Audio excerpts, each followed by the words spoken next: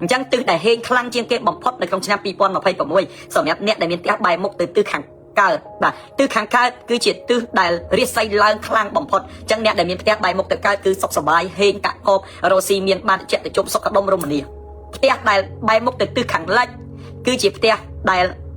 ហេងបន្ទាប់អញ្ចឹងលំដាប់ថ្នាក់ទី1អ្នកដែលមានផ្ទះបែរមុខទៅលិចតអ្នកដែលមានផ្ទះបែរមុខទៅកើតចំណែកឯលំដាប់ថ្នាក់ទី2គឺអ្នកដែលមានផ្ទះបែរមុខទៅលិចអញ្ចឹងសម្រាប់បងប្អូនកូនក្មួយដែលមានផ្ទះបែរមុខទៅទិសខាងកើតសម្រាប់បងប្អូនកូនក្មួយដែលមានផ្ទះបែរមុខទៅទិសខាងលិចគឺជាទិសលៀបគឺជាទិសសំណាងហើយចឹងបងប្អូនកូនក្មួយទៅផ្សងសំណាងទៅផ្សងសំណាងទៅអីចឹង52សន្លឹកអីហ្នឹងគួរតែអង្គុយបែរមុខទៅទិសកើតអាហ្នឹងលៀបសំណាងហូរចូលហើយហ៊ានតែអង្គុយបែរមុខទៅទិសផ្សេងពីហ្នឹងរៀងពិបាកបន្តិចណាបងប្អូនណាបាទយើងឧទាហរណ៍អញ្ចឹងណាអញ្ចឹងបងប្អូនកូនក្មួយទាំងអស់គ្នាអ្នកដែលមានផ្ទះបែរមុខទៅទិសខាងកើតគឺជាទិសល្អនៅក្នុងឆ្នាំ2026ហើយទិសលិចទិសបន្ទាប់ដែលរាសីឡើងខ្លាំងបន្ទាប់បាទទិសហេងបន្ទាប់ណាអញ្ចឹងទិសហេងខ្លាំងទិសខាងកើតទិសហេងបន្ទាប់ទិសខាងលិចហើយអញ្ចឹងទិសណា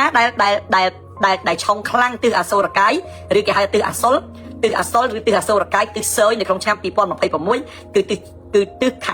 ខាងជើងបងប្អូនណាទិសខាងជើងគឺទិសអសូរកាយអាក្រក់ខ្លាំងណាស់បងប្អូនណាអញ្ចឹងប្រយ័ត្នប្រយែងណាទិសខាងជើងទិសខាងត្បូង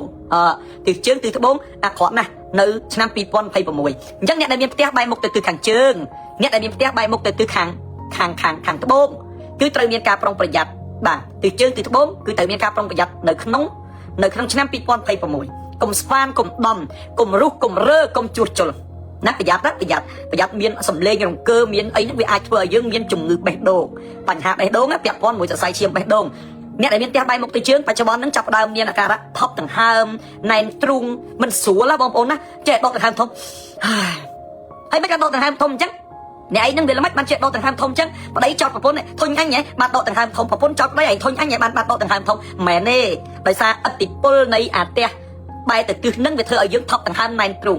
វាអាចឈានទៅដល់ជំងឺបេះដូងហើយបើអ្នកខ្លះកើតជំងឺបេះដូងស្រាប់វាអាចគាំងបេះដូងអីជាដើមអាហ្នឹងតារាសាស្ត្រវាចូលមកចំទិសអសូរកាយហ្នឹងធ្វើឲ្យយើងប៉ះគឺយើងអាចមានហានិភ័យកើតឡើងអញ្ចឹងត្រូវតែប្រយ័ត្នប្រយែងអញ្ចឹងវិធីសាស្ត្រនៅក្នុងការការពារត្រូវធ្វើម៉េចកុំឲ្យមានសម្លេងកងរំពងកុំស្វានកុំដំតែអញ្ចឹងទេវាមានបញ្ហាកើតឡើងហើយបងប្អូនកូនក្មួយណាអញ្ចឹងត្រូវតែមានការប្រយ័ត្នប្រយែងតិចជុំវិញទិសទាំងអស់ហ្នឹងហើយបើយើងប្រយ័ត្នហើយវានៅតែចៃដន្យមានទៅធ្វើម៉េចទៅឧបមាថាផ្ទះបែរមុខទៅទិសខាងជើងអត់ប្រយ័ត្នប៉ុន្តែវាចំខែខ្យល់វាយផាំងមកខ្យល់វាបត់ក្រាំងមកវាប៉ះបាត់អញ្ចឹងវាមានហានិភ័យកើតឡើងអញ្ចឹងយើងត្រូវការពារធ្វើម៉េចបងប្អូនទៅរកកញ្ចក់យ័ន្ត8ទិសណាបងប្អូនណាបាទទៅរកកញ្ចក់យ័ន្ត8ទិសយកមកព្យួរពីមុខផ្ទះទៅគឺការពារបានលុះអាវវសានហើយបានការពារបានលុះអាវវសានពីយ័ន្ត8ទិសដែលមានការប្រសិទ្ធិត្រឹមត្រូវយ័ន្ត8ទិសដែលមានការ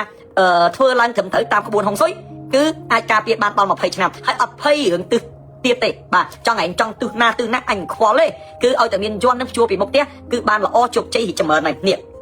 យ័ន្ត8ទិសហ្នឹងគឺបែបហ្នឹងណាកូនចៅបាទអញ្ចឹងបងប្អូនជាយ័ន្តនេះយកទៅព្យួរទៅហើយយ័ន្តហ្នឹងមានការប្រសិទ្ធិត្រឹមត្រូវធ្វើឡើងត្រឹមត្រូវតាមក្បួនតាមខ្នាតអញ្ចឹងយកយ័ន្តហ្នឹងទៅព្យួរទៅគឺហេងហើយការពារទិសឆុងបានហើយយ័ន្តនេះមានឥទ្ធិពលល្អមួយទៀតណាមិនត្រឹមតែការពារទិសឆុងហើយការពារខ្មោចព្រាយបិសាចផ្ទះយើងធ្វើមកចំកន្លែងមិនល្អចំកន្លែងអមនុស្សហុងស៊ុយធ្វើមិនត្រូវផ្ទះយើងមានបកគោលភ្លើងពីមុខផ្ទះយើងមានខ្នល់បុកចំពីមុខផ្ទះយើងមានស្អីអាក្រក់នៅពីមុខគេធ្វើអំពើបំពាន់ភ្លើងអង្កឹតចូលផ្ទះយើងយ័ន្តនេះបងប្អូនណាការពារបានសពគ្រប់បាទដាក់តែយ័ន្តនេះមួយអត់ភ័យរឿងភ្លើងបុកអត់ភ័យរឿងបកគោលភ្លើងអត់ភ័យរឿងលូនៅពីមុខអត់ភ័យរឿងគេធ្វើអំពើចូលអត់គេបិទគេបាត់អីគឺការពារបានគ្រប់យ៉ាងទាំងអស់ការពារទិសឆុងបានទៀតអញ្ចឹងបងប្អូនជាយ័ន្តនេះយកទៅព្យួរហើយកាក់កបរីចម្រើនលោកគ្រូផ្ទះខ្ញុំបែរទៅជើងមកយកយ័ន្តហ្នឹងទៅព្យួរដំតែគោទៅមិនអង្គើថាដំទៅអង្គើវាឆុងប៉ុន្តែដាក់យ័ន្តហ្នឹងចូលកន្លែងឆុងឲ្យការពារបានណាប្រៀបបានដូចជាអាវក្រោះមួយការពារយើងចេញពីក្របរំសេវក្របអីអញ្ចឹងណាបងប្អូនកូនក្មួយណាបាទ